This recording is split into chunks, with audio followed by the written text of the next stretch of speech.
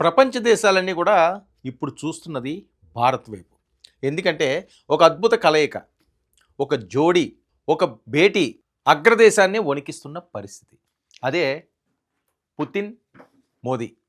వీళ్ళిద్దరి కలయిక, Putin India tour నేపథ్యంలో గింజుకుంటున్న ట్రంప్. వణుకుతున్నాడు ట్రంప్. వీళ్ళు ఏం మాట్లాడుకుంటారో, ఏం చేస్తారో, ఓ పక్క ఏంటి చైనా ఇండియా వైపు మొగ్గు చూపిస్తుంది, రష్యా ఇండియా వైపు మొగ్గు చూస్తుంది. మీ మూడు కానీ కలిస్తే అమెరికా కాదు ఏ దేశమన్నా సరే వాళ్ళని అడ్డుకోలేరండి. అది అందరికీ తెలిసిన సత్యం.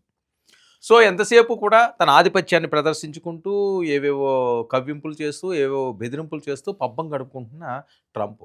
ఆయన వైఖరి చూస్తున్నాం కొన్నాళ్ళుగా. మోదీ చాలా నా గుడ్ ఫ్రెండ్ అంటాడు, ఇంట్లో మనిషి అంటాడు. కానీ ఆయన తీసుకునే నిర్ణయాలు మాత్రం భారతీయులకి ఇబ్బందికరంగా మారుతున్న నేపథ్యం. అమెరికాలో ఉన్నవాళ్ళు బిక్కుబిక్కుమంటూ ఉంటున్నారు. ఎప్పుడు ఏమి వస్తుందో ఆయన నోటంట, ఏ పాస్ చేస్తాడు అని. So Trump versus Modi, Putin geopolitics క్లైమాక్స్కి చేరాయా, మాస్కో ఢిల్లీ బంధం, ట్రంప్ గేమ్ ప్లాన్కు చెక్కు పెట్టలేట్టినాడు. ఇది ప్రపంచ దేశాలని చూస్తున్నారు. ట్రంప్కు సరైన బుద్ధి చెప్పాలంటే ఇండియా, పాకిస్తాను ఎలాగన్నా కలవు. పాకిస్తాన్ వైపు ఆయన మొగ్గు చూపిస్తున్నాడు కాబట్టి ఇండియా దెబ్బ కొట్టాల్సిన అవసరం ఉంది. సో కొట్టాలి దెబ్బ అంటే అమెరికా ఎంటర్ కాకూడదంటే రష్యా, చైనా, భారత్ ఈ మూడు త్రిమూర్తుల్లాగా త్రిముఖ వ్యూహం కానీ వర్కౌట్ చేస్తే అప్పుడు అసలు కథ బయటకు వస్తుంది. ఇక మోడీ, పుతిన్ దూకుడు ట్రంప్ కోపాన్ని నషాలానికి అంటేలా చేస్తున్నట్లు సంకేతాలు. పుతిన్ ఢిల్లీలో వాలిన క్షణం, అమెరికా లెక్కలు చెదిరిన క్షణం. పుతిన్ మోడీ మీటింగ్, అమెరికాకు నిశ్శబ్ద షాక్. చమురు, రాజకీయాలు, ఆంక్షలు, మూడు దేశాల శక్తి పోరు. ఇక అమెరికా హెచ్చరికలు పట్టించుకొని భారత్, రష్యా బంధం మళ్ళీ హై వోల్టేజ్లోకి. ఇక రష్యా చమురు కొనుగోలుపై గుర్రుగా ఉన్న అమెరికా, భారత్పై ఆంక్షలు. ఉక్రెయిన్పై రష్యా యుద్ధాన్ని ఎగదోస్తున్నారని ట్రంప్ ఆరోపణలు. ఇక మాకంటే ఎక్కువ కొనుగోలు చేస్తున్నది మీరని పశ్చిమ దేశాలపై భారత్ కౌంటర్ అటాక్. ఇక యుద్ధభూమి ఉక్రెయిన్కు వెళ్తున్న ఆయుధాలకు నిధులు భారత్ నుంచే వస్తున్నాయని అమెరికా వాదన. అదే కారణంతో ట్రంప్ కోపాగ్నికి గురైన వాషింగ్టన్ వ్యవస్థ. ఇదిలా ఉండగా మోదీ, పుతిన్ మీటింగ్తో జియో పొలిటికల్ వైబ్స్ కదిలిపోయిన పరిస్థితి. ట్రంప్ ఏంటంటే తనే ఆధిపత్యం కొనసాగించాలి, అమెరికాని ఎవరో ప్రశ్నించకూడదు, ఆయన దాడిన దాట పాడింది పాట కింద చేయాల్సిన అవసరం ఉంది. ఈనాడు ఆ పరిస్థితి లేదు. ఎంత గొప్పవాడైనా సరే సామాన్యమైన పని చేసుకుండేవాడు, కూలీ నాలి పని చేసుకుండేవాడు కూడా తేడా వస్తే తిరగబడుతున్నాడు. అరే ఆడి డబ్బున్నవాడు, ఆడు పెద్ద మేడలో ఉంటాడు, పెద్ద కారులో తిరుగుతాడు, ఆడికి పెద్ద విమానం ఉందట, అవేమి కూడా పట్టించుకోడు. మంచిగా ఉన్నంతసేపు, గౌరవంగా ఉన్నంతసేపు ఉంటుంది. అది తేడాగానే వచ్చిందంటే నువ్వెంత అన్నట్టుగా బాహి ఎదురుపడే పరిస్థితి నెలకొని ఉంటుంది. ఈరోజు కూడా అంతే. అగ్రరాజ్యం అమెరికా ఓకే ఒకప్పుడు, ఇప్పుడు కూడా అయి ఉండొచ్చు కానీ దానికి తలొగ్గి ఉండాల్సిన అవసరం అయితే మిగతా దేశాలకి లేదు. ఆధిపత్యం అన్నది ఎప్పుడు కూడా ఆ పొగరు ఎక్కించుకుంటే తలకి ఏదో టైంలో ఏదో రకంగా అది దించేస్తారు. అది తెలుసుకోవాల్సిన అవసరం ఉంది. చరిత్ర చెప్తున్న సత్యాలు ఇవన్నీ కూడా. ఇక రష్యా అధ్యక్షుడు పుతిన్ భారత పర్యటనకు వేదికగా తయారైన న్యూఢిల్లీ. అమెరికా వ్యూహాలను చెదరగొట్టేలా మోదీ, పుతిన్ పర్సనల్ మీటింగ్. దీని పర్యవసానాలు ఏ రకంగా ఉంటాయన్నది ఖచ్చితంగా ట్రంప్కు తెలుసు, ముఖ్యంగా పాకిస్తాన్కి తెలుసు, చైనాకి తెలుసు. సో అందుకని వీళ్ళందరూ కూడా ఇటువైపే ఫోకస్ పెట్టారు, భారత్ వైపే చూస్తున్నారు. ఏం జరగబోతుందో, ఏంటి భేటీ, దీని పర్యవసానం ఏంటి అని. ఈ దేశాలే కాదు, ప్రపంచ దేశాలన్నీ కూడా ఈరోజు భారత్ వైపు చూస్తున్నది ఎలాంటివి ఉండబోతున్నాయని.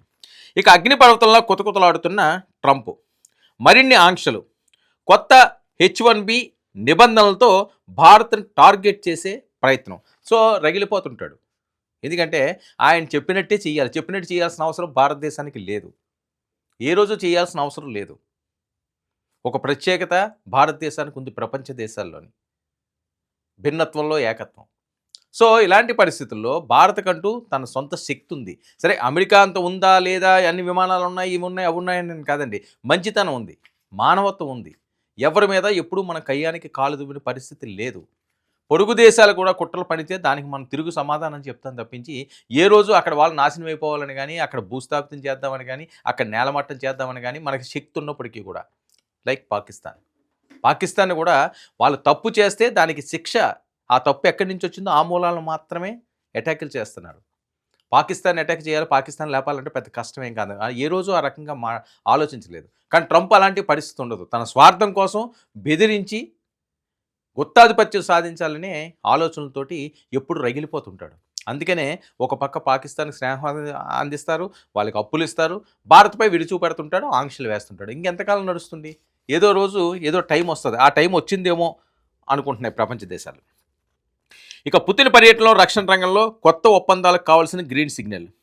పౌర అణు సాంకేతిక రంగంలో రష్యా భారత్ అవగాహనకు పార్లమెంటరీ ఆమోదం. మోడీ ఏర్పాటు చేసిన ప్రైవేట్ డిన్నర్. డిప్లొమసీ కన్నా డిఫెన్స్కు ఎక్కువ ప్రాధాన్యం. పుతిన్ భద్రతా ఏర్పాట్లు హాలీవుడ్ స్థాయి. తన సెక్యూరిటీ టీంతో పాటు వ్యక్తిగత టాయిలెట్, కస్టమ్ వాహనాలను రష్యా నుంచి ప్రత్యేక విమానంలో దిగుమతి.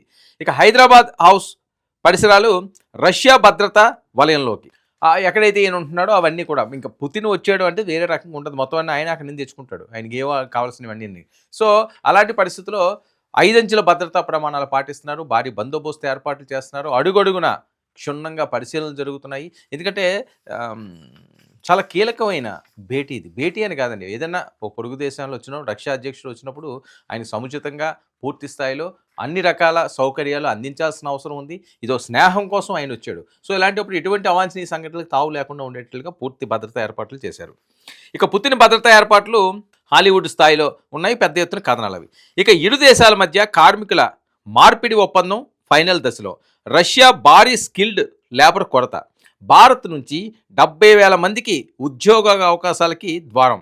నిర్మాణం, ఎలక్ట్రానిక్, టెక్స్టైల్స్, ఇంజనీరింగ్ రంగాల్లో పెద్ద ఎత్తున అవకాశాలు. ఇక పుతిన్ 28 గంటల పర్యటనలో వ్యూహాత్మక భాగస్వామ్యానికి కొత్త రూపురేఖలు. ద్వైపాక్షిక వాణిజ్య, ఇంధనం, రక్షణ ఒప్పందాలపై కీలక సంతకాలు. ఇక పుతిన్ మోదీ మీటింగ్ వల్ల ఇండో రష్యా భవిష్యత్ మరింత బలపడుతుందని విశ్లేషకులు. ఇది మరింత బలపడుతుంది, ఇది ఒక మంచి శుభసూచన. 70,000 మందికి ఉద్యోగాలు. అందరూ రెడీగా ఉండండి. భారతదేశంలో ఎవరైతే నిపుణులు ఉన్నారో వాళ్ళకి ఏ ఫీల్డ్లో కావాలో నేను ముందే చెప్పాను. టెక్స్టైల్స్ అవనివ్వండి, ఇంజనీరింగ్ అవనివ్వండి, ఎలక్ట్రికల్ అవనివ్వండి, ఇలాంటి వాళ్ళందరూ కూడా అంటే టెక్నికల్ వర్క్స్ మీద అవగాహన ఉన్న వాళ్ళు, టెక్నికల్ వర్క్స్లో ఉత్తీర్ణం అయిన వారికి ఈ అవకాశాలు ఉన్నాయి. 70,000 మందికి రష్యాలో ఉద్యోగాలు అంటే చిన్న అంశం కాదు, గోల్డెన్ ఆపర్చునిటీ. సో ఇది కదా చేయాల్సింది. అమెరికా కూడా ఈ రకంగానే ఆహ్వానించాలి, కానీ అక్కడ ఉన్న వాళ్ళని నువ్వు పొమ్మంటున్నది. ఇక్కడ ఉన్న వాళ్ళని మీరు రండి అంటున్నారు. ఎవరికి స్నేహహస్తం మోడీ ఇవ్వాలి? అందుకే స్నేహహస్తం ఇస్తున్నాడు, అందుకని ఆయన అడుగుతున్నాడు అక్కడ. ఇక ఈ భేటీపై ట్రంప్ రియాక్షన్ ఏంటి? అమెరికా, భారత్, రష్యా ట్రయాంగిల్లో మరో రాజకీయ తుఫాను రాబోతుందా? ఈ ప్రశ్నలే ఇప్పుడు అంతర్జాతీయ డిప్లొమసీని కుదిపేస్తున్నాయి. ట్రంప్ ఏం చేయబోతున్నాడు? ఎందుకంటే ఏది అతను ఓర్చుకోలేడు, ఏది అతనికి నచ్చంది ఏమన్నా చేస్తే ఆయన ఒప్పుకోడు అన్నదాన్ని ఆ దేశ అధ్యక్షుడు కాబట్టి ఏదైనా నువ్వు చేసుకోవాలంటే, జీవోలు పాస్ చేసుకోవాలంటే, ఏమైనా నువ్వు ఆర్డర్స్ ఇవ్వాలనుకుంటే అమెరికాలో ఇవ్వాలి. భారత్ ఎవరితో మాట్లాడాలి, భారత్ ఎవరి దగ్గరికి వెళ్ళాలి, భారత్ ఏం కొనుక్కోవాలి, భారత్ ఏ రకంగా పాలించుకోవాలన్నది ట్రంప్ చెప్తే నడదు. ట్రంప్ ఎవరు చెప్పడానికి? ఇది కదా భారతదేశంలో ఉన్న ప్రజలందరూ కూడా మాట్లాడుతున్నది ఈరోజు. 140 కోట్ల భారతావన్ని నువ్వు శాసిస్తావా? ఎక్కడో ఉన్నవాడివి, సప్త సముద్రాల అవతల ఉన్నవాడు శాసించే హక్కు నీకు ఎవరిచ్చారు? నీ దగ్గర మంది మార్బలం ఉండో, లేకపోతే యుద్ధ ఆయుధాలు వేరే పెద్ద పెద్ద ఉండిలో ఉంటే దాన్ని ఏదన్నా దాచుకో, లేకపోతే వేరే దేశం మీదకి వెళ్ళు. భారత్ వైపు కన్నెత్తి చూసినా భారత్ లేదు, అనగదొక్కాలని చాలా దేశాలు చాలా రకాలుగా చూసినాయి, కానీ ఏ రోజు భారత్ వరగలేదు. చరిత్ర తెలుసుకోవాలి, భారత్ చరిత్ర తెలుసుకోవాలి, భారత పౌరుషం తెలుసుకోవాలి, భారత రక్తం తెలుసుకోవాలి. బట్ ట్రంప్కి అదేమీ అర్థం కావట్లేదేమో. ఇప్పటికీ తనదైన చేష్టలతోటి ఒక అధ్యక్షుడి స్థాయి నుంచి జిగజారిపోయి తను తీసుకుంటున్న నిర్ణయాలు, తను మాట్లాడుతున్న మాటలు నవ్వుల పాలవుతున్నాడు.